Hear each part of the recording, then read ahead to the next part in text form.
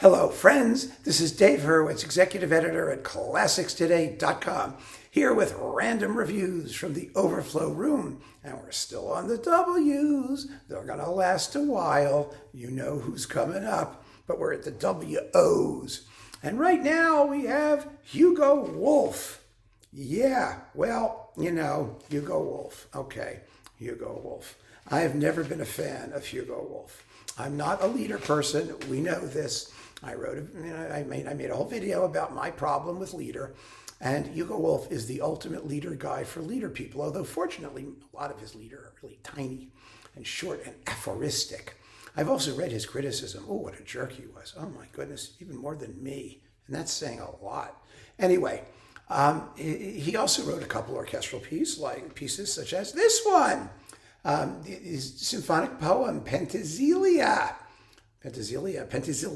whatever you want to call it. It was an opera too, one of those, Amazon ladies who kills things and, So, it's a 27-minute long symphonic poem for large orchestra.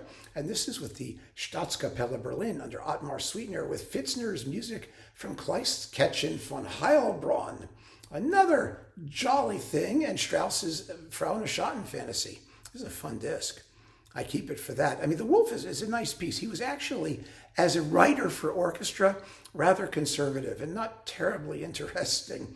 He didn't live that long, Wolf, did he? He was 43, 45, something like that when he died.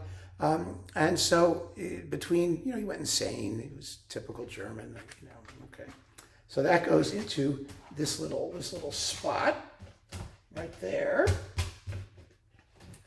Into the overflow pile. Then we're going to have to go back to the beginning to get the second row because these are all double depth shelves. All right, so there we go. That's Hugo Wolf orchestral stuff. The rest are leader. And I do have I have leader elsewhere too, and they're in collections and boxes. And you get, all those singer boxes like Schwarzkopf and those people in Fischer T. Scala, they've got all the Hugo Wolf stuff. So I've got it all sitting around. I had a friend who was an amazing leader person. She knew every lead by every composer who ever lived. She had every single performance of Kennst Du das Land, all of them, by everybody. From the dawn of time, I heard that song so many times I wanted to scream. But these are all marvelous performances that I never listened to. First, we have the Italian leader book, and the Eichendorff leader and the Michelangelo leader with Crystal Ludwig and Fischer T. Scala and Daniel Barenboim at the piano. Does it get better? Yeah, probably, you'll tell me. Then we have the Spanish leader book. Yeah, this is like his big thing. The Spanish leader book with Schwarzkopf and Fischer T. Scala and Gerald Moore. A classic, right? It's a classic. I feel I have to have these classics. Someday, the other reason I keep these things, even if they're in the overflow room, is you never know when they're going to hit you.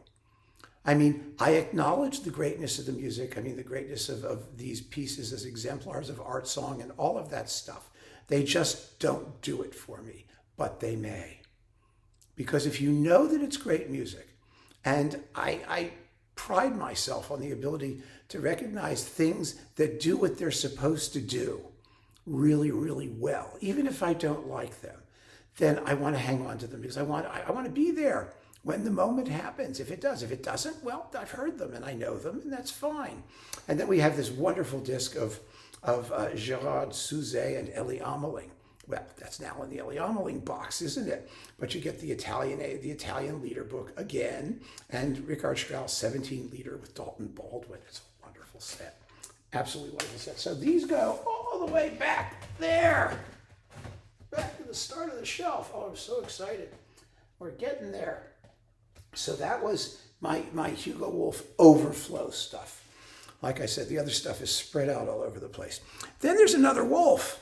There's this guy, Ernst Wilhelm Wolf on Naxos. He's another one of those classical composers. His years were 1735 to 1792, more or less a contemporary of Haydn. He wrote these charming little symphonies. They're actually not so little. Some of them are 23 minutes, 16 minutes, 17 minutes. Some are 6 minutes. They vary. Let's put it that way. But they are really lovely. Lovely works in the classical style that people who collect Haydn and Mozart but want something that's not Haydn and Mozart want to expand their collection will enjoy. And there's not much more that we need to say about them. So there's that. That goes into this thing. Oh, so it's two Wolfs. And last but really not least, Dag Wirén, Swedish composer. This guy is great. He's a wonderful composer. He's one of those composers who will never be popular because he was so self-critical and so particular in what he was doing and specific in his style and he wrote a limited amount of music. Most of it's very brief, very concise, and then he stopped. I don't know what to say. I wished desperately that there would be a real series devoted to his music all of it, so that we could see his work whole, because he's one of those composers who I think needs to be taken in a clump. It's not that long, it's not that hard. It would really be worth getting to know him without having to do all of these little teeny things that I was stuck doing. It was really rather difficult.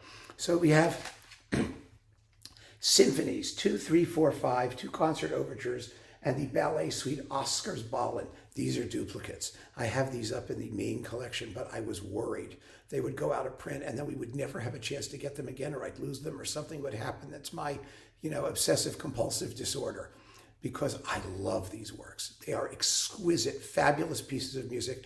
I reviewed them all on classicstoday.com. Go have a look at those reviews. I believe there's some sound samples and stuff too. I don't know. It's just great. It's great stuff. This is an amazing series with the Norrköping Symphony Orchestra under Thomas Dalsgaard.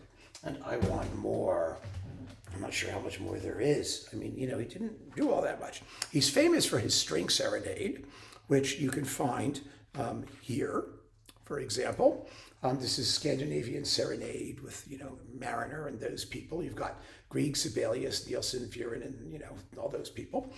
The Serenade is great. It's got that fabulous march at the end. Oh, it's just marvelous. This is a beautiful disc. This is on Australian Eloquence, Decca, reissued. And then we've got, let's see, Dag Wirén's Gikkeldans, whatever that is, the Dallas Sinfonietta under Jan Bengtsson, and Jan Bengtsson under Stefan Karpe. And we've got his Romantic Suite and his Concertino for flute and small orchestra, and this thing called Plats på scenen. I have no idea what a Plats på scenen is, other than the fact that I like all of it. And here that is. This is on what label? No Sag Records, whatever that means. So yeah, definitely for your No Sag Records collection. And here we've got another serenade for strings, along with the cello concerto, his divertimento, and his piano concerto. But see, the piano concerto, again, here you go, it's 18 minutes long. The cello concerto is 6 and 6 is 12, 18 minutes long. These are short. It's a problem. These are wonderful performances. Petri Sakari is the conductor with the Swedish Chamber Orchestra. And this label is, let's see, what label? Oh, it's Caprice, the Swedish label Caprice, which may still exist. Who knows? I don't know. Wirén is one of those composers we really, really need to do more with and get to know. So that goes there. And there we have it. 2 Wolfs and a Wirén, all hanging out in the Overflow room. So keep on listening, friends. Thanks for joining me. Take care.